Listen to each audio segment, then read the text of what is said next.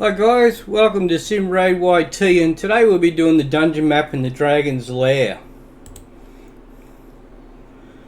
Now with the Dragon's Lair, it gives you simple and you can get speed and lifesteal sets, some of the most important sets in the game. This makes it easier to build a dragon slaying champion team. To get past the first and the second rounds, you will need to be some strong AoE attackers.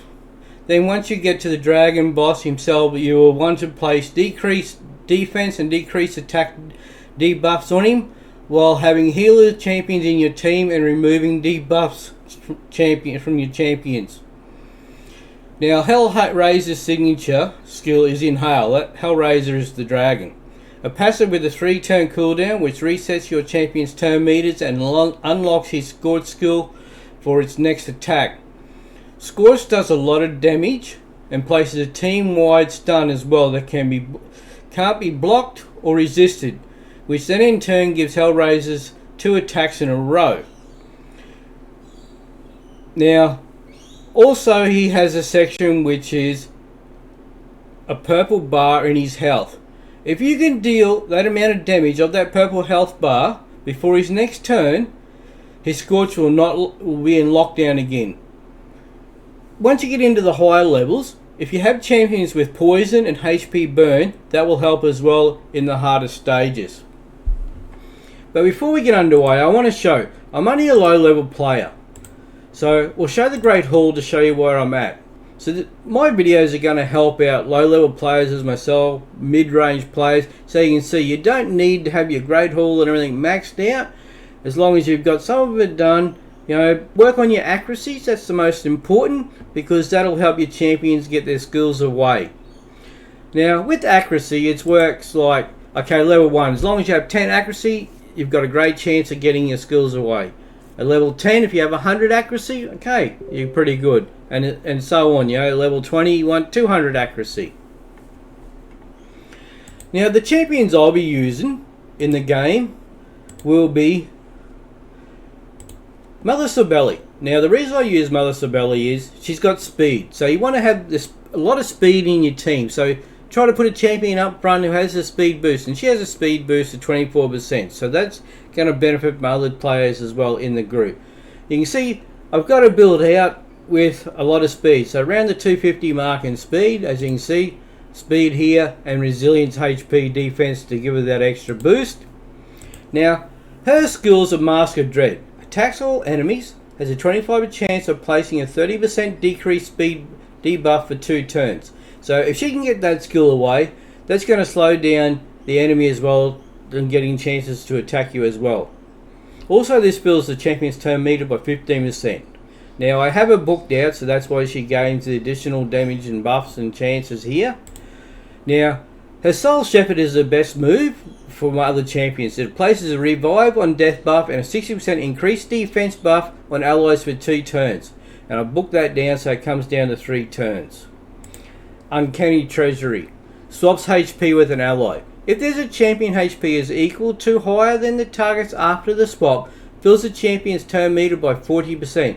Places a 30% increased speed buff on this champion for 2 turns, and places a block damage buff on the target ally for 1 turn. If this champion's HP is lower than the target's after the swap, fills the target turn meter by 40%, places a 30% increased speed buff on them for 2 turns, and places a block damage buff on this champion for 1 turn. Also places 2 15% continuous heal buffs on this champion for 1 turn. So as he gets increased speed, block damage, continuous heal, and it's on 3 turns. This is another fantastic thing. So if one of your nukers, that's a hard hitting champions you've got in your team, it's nearly about, you know, die low on health, use this, swap it over, that gives all them the health from Mother Sabelli to the other champion, and she takes the buff here so she can't be damaged for a couple turns. The Great Walker, so if she fully heals the ally with the lowest HP whenever this champion is killed. But you really hope that she doesn't get killed. You want to keep her alive so she's there to benefit those other champions. For her masteries, I have her set up in offensive gear. She's got crit rate, increases damage inflicted by 5% when attacking with 50% HP or less. Life Drinker heals by 5% of damage inflicted when attacking with 50% HP or less. Required rank is 3-star. Increases damage inflicted to targets with less than 40% HP by 8%. That's a single out. Bring It Down. Increases damage inflicted by 6% when attacking targets with higher max HP. Increases damage inflicted by this champion's default skill by 2% each time it is used during battle. Stacks across each round in a battle up to 10%. And then I have her in War Master. Has a 60% chance of inflicting bonus damage when attacking. Bonus damage is equal to 10% of the target's champion's max HP or 4% of the target's max HP when attacking bosses. Bonus damage can only occur once per skill and does not count as an extra hit. Damage is based on enemy max HP. So in defense side, we have gives extra defense there. Decrease the damage received by this champion by 8% when this champion is hit with a critical hit. Heals this champion by 10% of their max HP when they kill an enemy target. Cooldown 1 turn. Reduces the damage this champion receives from a specific enemy by 0.75% with each hit taken from that enemy. Damage reduction stacks up to 6% for each enemy. Has a 60% chance of placing a leech debuff for 1 turn when placing stun, sleep, fear, true fear, freeze, petrification debuffs. And then has a 20% chance to counterattack an enemy when they apply a stun, sleep, fear, true fear, freeze, petrification debuff on an ally. Cooldown 1 turn. So you can see my stats here. It's speed's the most priority, 247. She has an accuracy of 164. But over time, I've got to keep building the accuracy up higher and higher. So that's the idea when getting the dragon. Once you can get into the higher levels of the dragon to get 4, 5, 6-star gear. Another champion we'll be using here is AOX. Now AOX, he has the benefit of he can do healing to your other champions as well, to your nukers, to help keep them alive. I have him at just over 200 speed, so it makes it, he's faster in the team. Give him the extra turns as well. His crit rate is over 100%, only needed 100%, but I just don't have the right equipment at the moment to be able to give it 100% and put some extras like accuracy here. I have him over 200, so he's pretty good, so he should be right to about level 20. But his most important is his skills. He attacks one enemy 2 times. Each hit has a 10% chance of placing a 5% poison debuff for 2 turns. Damage is based on attack, but this is the one, Law of Restoration. Attacks one enemy, heals all allies with 10% of their max HP. So this is AOX's best move. This is where you're wanting to prioritize his skills to. Heals each ally for an extra 2.5% for each debuff on this target. So with his books he gets the additional damage, heals and a cooldown back to 3 turns. The Weight of Aeons. Places a 50% decreased attack debuff on all enemies for 2 turns. Also has a 75% chance of decreasing enemy turn meter by 20%. Places a 30% decreased critical rate debuff on the target for 2 turns if they have 50% or more turn meter after the turn meter decrease. Decrease attack, decrease critical rate, and with his books brings him back to 3 turns. Steward of Time increases the duration of 2 random debuffs on the attacker by 1 turn when attack occurs once per hit. His masteries, we have him set up in offensive and support. So we just make these quick. Crit rate of 5% extra, crit damage an extra 10%. Increases damage inflicted by 5%. Increases damage inflicted to targets with less than 40% HP. Holds by 5% of damage inflicted when attacking with 50% HP or less. It increases damage inflicted by 6% when attacking targets with higher max HP. Increases damage inflicted by this champion's default skill by 2% each time it is used during battle. Stacks across each round in a battle up to 10%. And then we have him in War Master. We could have put him in defense. It wasn't so much him doing attack to do damage here. He's more here just to heal and help with our other nukers to keep him alive. And then we have the support, accuracy, where increases accuracy by 20 when this champion has no skills and cooldown. The Swarm Smitter increases accuracy. Increases the base stat set bonus of all artifact sets to increase base stat by 15%. This increases multi-active, not additive. Decreases the target turn meter when this champion hits them with the default skill for the first time. Decreases the turn meter by 20% with a single target skills and 5% with AoE skills. Occurs once per target. Increases the chance of placing any debuff from skills or attacks by 5%. It will not increase the chance of placing stun, sleep, freeze, fear, true fear, provoke, and petrification debuffs. Master Hexer has a 30% chance to extend the duration of any debuff cast by this champion by 1 turn. It will not extend stun, sleep, freeze, provoke, fear, true fear, bomb, or petrification debuffs. And his total stats, we have him at 202 speed, so he'll go second in the team. Mother Sibeli will go first, then AOX, and then we'll have our nukers come in behind. His crit rate's 124, so over time we'll get that back to about 100% and try to give him some extra damage or speed and accuracy. And as you see, the Great Hall, as we keep increasing our Great Hall, these stats here will improve as well. Our next champion will be one of our nukers, which is Solus. Now, Solus, we have him in some perception, which gives him the additional accuracy and speed, and we have him in speed as well. Now, his total stats, we have him at just at 100% crit rate, 102 to be precise, 156 damage, and 190 accuracy. So as we increase that Great Hall in the accuracy, it'll gain additional here, and then we'll focus on crit damage as well. His skills, Bewildering Blow. Attacks by an enemy, has a 35% chance of placing a stun debuff for 1 turn. Damage is based on defense. His Wave of Despair. Attacks 3 times at random. Each hit has a 75% chance to remove a buff. Places a provoke debuff for 1 turn if a buff is removed. Damage is based on defense. Reign of Terror.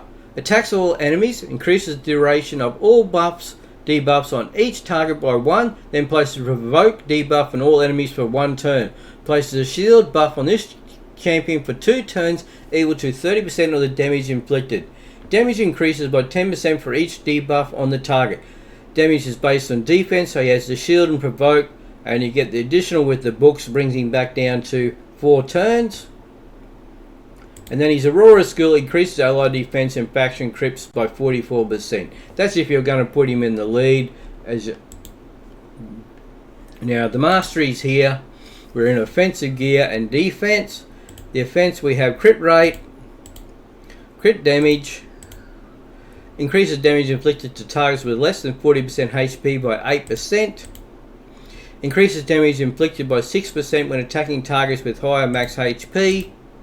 Increases damage inflicted by 6% in the arena and 3% in all other locations for each enemy killed by this champion in battle. Stacks across each round in battle up to 12%. That's on the kill streak. And then we have him has a 50% chance of ignoring 25% of the target's defense. For skills that ignore defense, this 25% is addition to the amount ignored in the skill.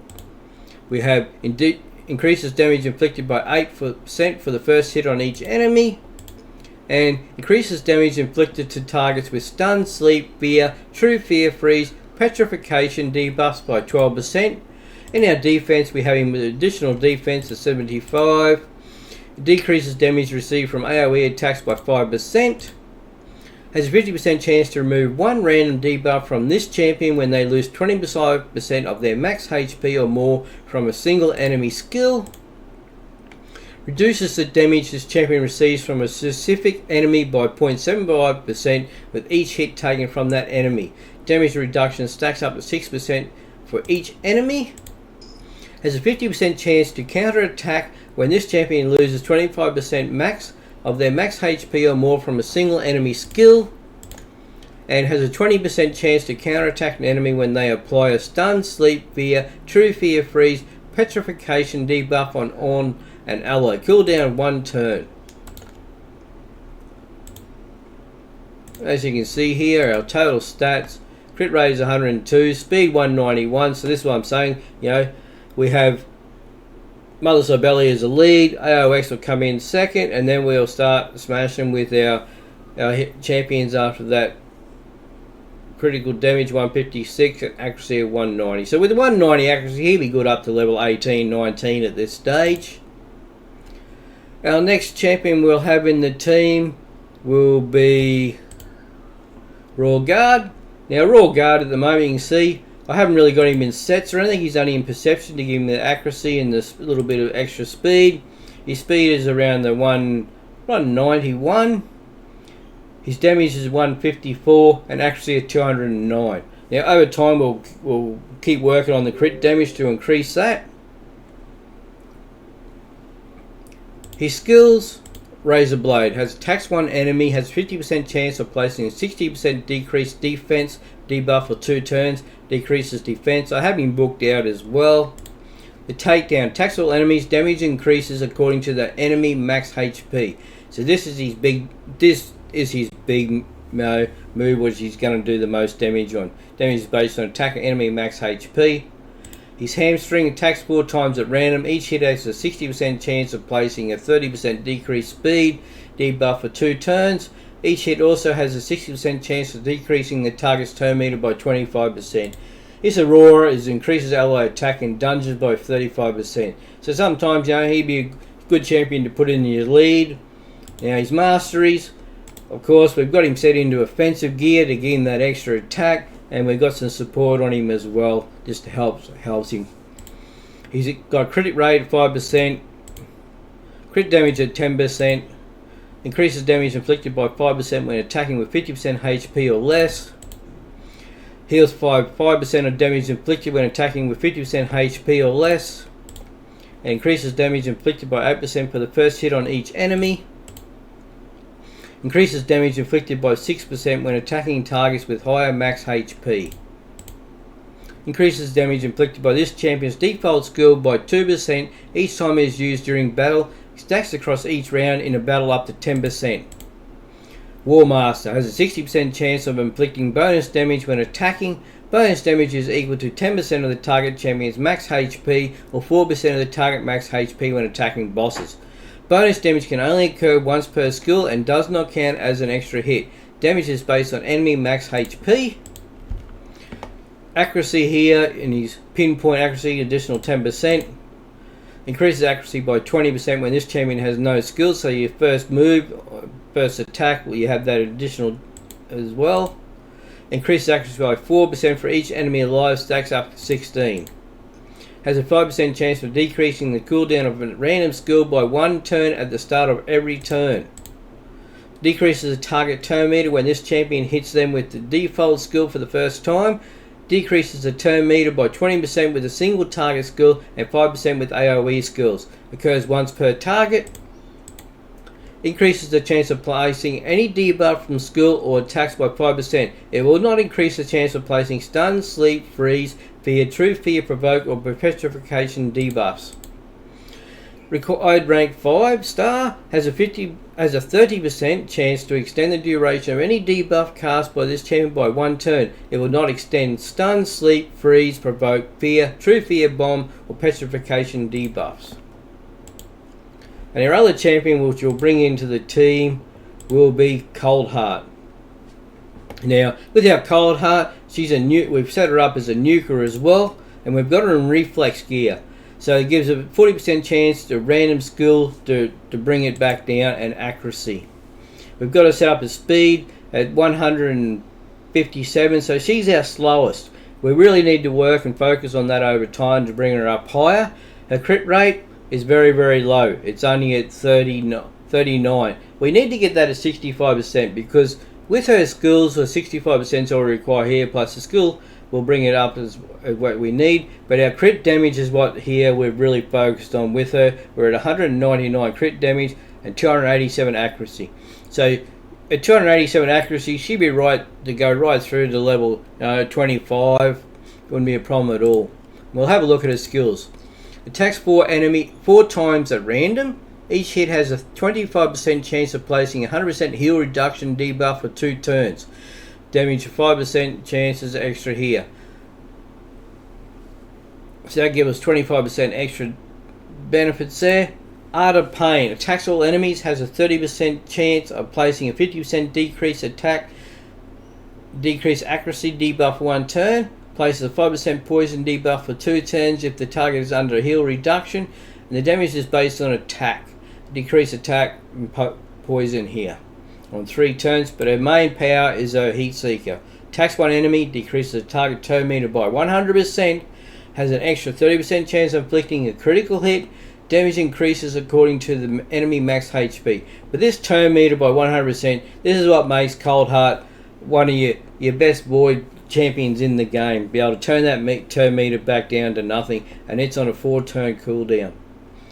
Her masteries, we have her set up in offensive gear, crit rate extra 5%, crit damage 10%, increases damage inflicted by 5% when attacking with full HP. Increases damage inflicted to targets with less than 40% by 8%.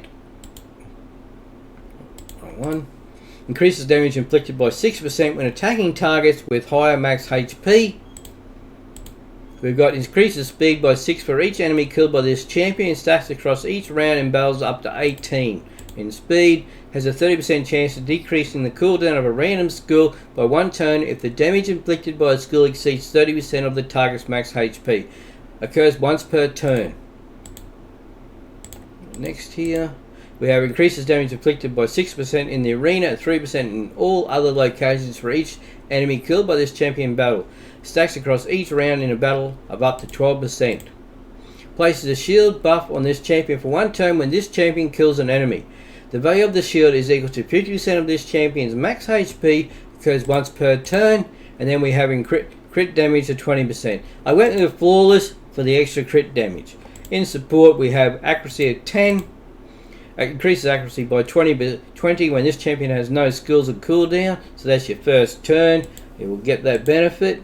Increases accuracy by 4 for each enemy alive. Stacks up to 16. Decreases the target's turn meter when this champion hits them with a default skill for the first time. Decreases the turn meter by 20 when this single target skill and by 5% with AoE skill. Occurs once per target. Has a 30% chance to extend the duration of any debuff cast by this champion by 1 turn. It will not extend stun, sleep, freeze, provoke, fear, true fear, bomb and petrification debuffs. So you can see here our total skills. We have a 157 speed. It's something we want to work on to get higher up. Our crit rate, we need to really get to 65%. So as we get better gear, we'll look at doing that.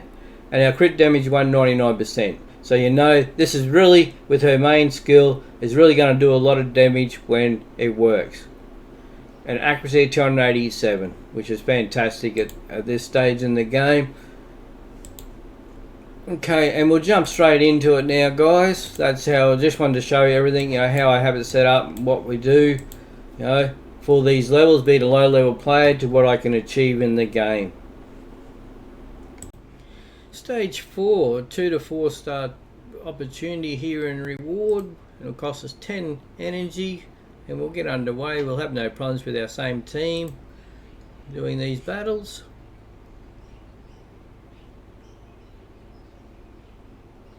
But yeah, I'm making the website up and everything, so it'll have all my videos on there on time and on YouTube as well, showing each stage. So if low level players get stuck, they can always have a look at the videos. It'll give them an idea, what stages I'm at and being able to achieve the victory on the levels.